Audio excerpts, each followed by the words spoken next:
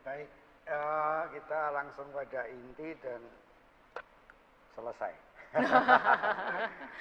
Karena apa? Karena Tuhan Yesus itu sudah memberikan dalil kebahagiaan. Kalau kita baca Injil Matius 35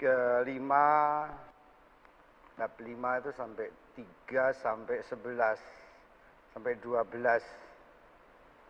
Itu isinya dalil kebahagiaan gitu. Kalau kita baca itu dan kita laksanakan, selesai. Semua kebahagiaan ada di situ. Tapi kebahagiaan di sini sangat paradok gitu. Dengan kebahagiaan yang dibayangkan orang. Berbahagialah orang yang miskin di hadapan Allah. Karena mereka yang empunya kerajaan surga. Berbahagialah orang yang berduka cita.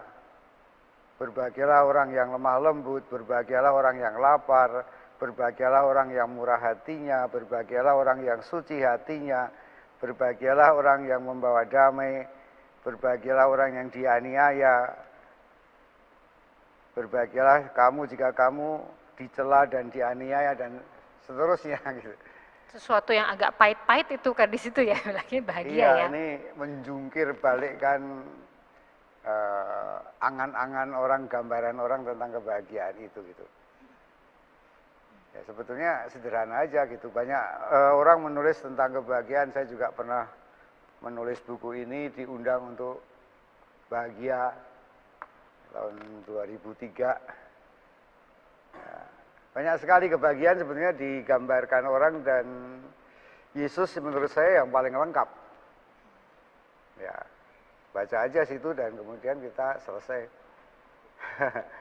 Atau orang Jawa itu dalam buku yang ditulis oleh Ki Ageng Suryo Mentaram, itu bahkan dia menulis sejatining urip kuwi kabejan gitu. Ya. Bahasa Indonesianya adalah? Ya, inti kehidupan, kesejatian hidup itu sebetulnya kebahagiaan gitu. Jadi dalam hidup itu sendiri sesungguhnya ada kebahagiaan gitu. Tapi baik, hari ini kita akan bicara tentang sebetulnya bahagia itu harus dibiasakan. Kebiasaan bahagia, tradisi hidup bahagia. Karena meminjam dari Stephen Covey bahwa kita ini dibangun berdasarkan kebiasaan-kebiasaan. Ya, kita bisa karena biasa. Ya kan? Maka dia membuat buku tentang Seven Habits. Ya, Seven Habits. Ya. Kita punya kebiasaan tidur, kebiasaan makan. Ya, semua itu sebenarnya suatu kebiasaan, kumpulan kebiasaan. Ada kebiasaan yang baik, ada kebiasaan yang buruk gitu. Ada orang kalau marah, kebiasaannya apa? Oh, mengucapkan litani binatang. Kirain litani orang kudus, ternyata enggak ya? Semua binatang disebut. Tapi ada orang yang marah tapi kemudian kebiasaannya bagi-bagi duit. Ya kan? Ya, bagi-bagi rezeki. Ya. Mengekspresikan marahnya itu beda-beda. Tergantung kebiasaan orang itu. Ada yang diem aja. Ya, ada kebiasaan buruk tapi juga ada kebiasaan-kebiasaan yang baik. Ya. Dan kalau saya tanya pada orang gitu kan, kelihatan bahwa dia punya kebiasaan seperti apa gitu. Coba Pak Joko sebutkan kebaikanmu apa aja. Ya. 5 saja. Sulit itu. Tapi saya tanya pada Pak Wanto, sebutkan kejelekanmu. 1, 2, 3, 4. Nah, ini karena apa? Karena kita punya kebiasaan juga. Ya, kebiasaan untuk melihat kebaikan dan melihat kejelekan. Gitu. Maka dalam Injil itu digambarkan oleh Yesus bagus loh. Ada manusia itu ada ilalangnya dan ada gandumnya. Ya kan, ilalang itu benih-benih kejelekan kan. Ya, gandum benih kebaikan gitu. Maka kalau sekarang ada istilah orang itu bipolar, ya Yesus sendiri sudah menyebutkan bahwa orang itu bipolar. Tinggal yang mau dikembangkan itu yang baik atau yang kebiasaan yang baik atau kebiasaan yang tidak baik. Tapi kalau orang itu sadar, ya masalahnya karena kebiasaan bahagia hidup itu harus sadar gitu. Ada banyak orang yang sudah terbiasa begitu sehingga dia nggak sadar bahwa dia melakukan kesalahan. Orang yang sudah biasa mencuri gitu itu kadang-kadang sudah tidak merasa berdosa lagi kalau mencuri.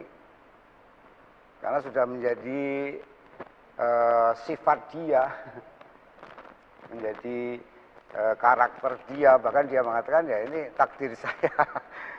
Ya, ini orang yang tidak pernah sadar siapakah dirinya. Ya. Maka kebiasaan bahagia itu seperti apa sih, gitu kan? Pertama adalah ada kesadaran batin, kesadaran rohani, hidup yang paling bahagia adalah hidup di hadirat Allah, hidup bersama Allah, hidup bersatu dengan Allah. Itulah kebahagiaan sebetulnya. Ya. Dirumuskan bagus dalam akhir doa syukur agung itu. Ya. Dengan perantaraan Kristus bersama Dia dan di dalam Dia bersatu dengan Roh Kudus segala hormat kemuliaan pujian kepada Allah Bapa kini dan sepanjang masa. Hidup itu sesungguhnya ya bersama Kristus, di dalam Kristus, dan dengan perantaraan Kristus. Bersama Roh Kudus dan Allah Bapa itu hidup yang trinitaris gitu. Tapi banyak orang nggak sampai pada kesadaran itu, tidak sampai pada penghayatan itu. Gitu. Sadar aja tidak, apalagi menghayati. Ya. Maka banyak dalam gereja Katolik ini latihan rohani. Latihan rohani itu latihan sebetulnya berkesadaran. Orang perlu berlatih dengan retret, ya Ignatian, retret macam-macam retret. Nah, sekarang juga banyak orang yang kalwat, ya retret itu bahasanya apa? Kalwat itu bahasa mungkin bahasa Arab, ya. Menyepi. Dan orang-orang yang menyepi itu orang-orang yang berjumpa dengan dirinya sendiri. Ya, kalau kita bersama-sama seperti ini, kita berdialog, biasanya kita pakai topeng. Kita akan menutup